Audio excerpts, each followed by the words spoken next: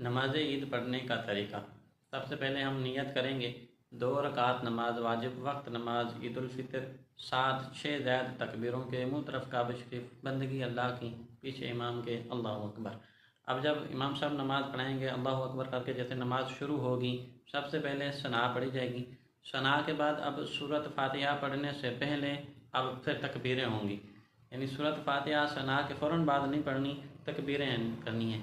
پہلی تکبیر میں ہاتھ اٹھائیں گے اللہ اکبر کر کے ہاتھ چھوڑ دینا ہے، پھر دوسری تکبیر میں ہاتھ اٹھائیں گے اللہ اکبر کر کے چھوڑ دینا ہے۔ اب تیسری تکبیر میں جب ہاتھ اٹھائیں گے اللہ اکبر کر کے پھر ہاتھ باندھ لینے ہیں حسب معمول جیسے نماز میں پڑھتے ہیں۔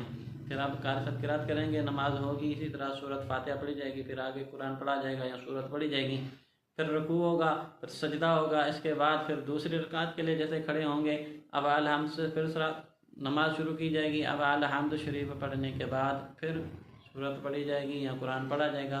اب دوسری رکعت کے رکوع میں جانے سے پہلے یہاں تکبیریں ہوں گی، پھر رکوع میں جانے سے پہلے قاری صاحب اللہ اکبر کہیں گے، ہم نے بھی ساتھ میں ہاتھ اٹھانا ہے، 1 مرتبہ، پھر دوسری مرتبہ، پھر تیسری مرتبہ، 3 مرتبہ ہاتھ اٹھائیں گے، چوتھی مرتبہ ہاتھ نہیں اٹھانا، اللہ اکبر کہتے ہوئے رکوع میں چلے جانا ہے۔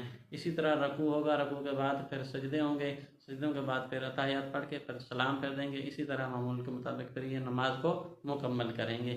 یہ تھا نماز عید پڑھنے کا طریقہ۔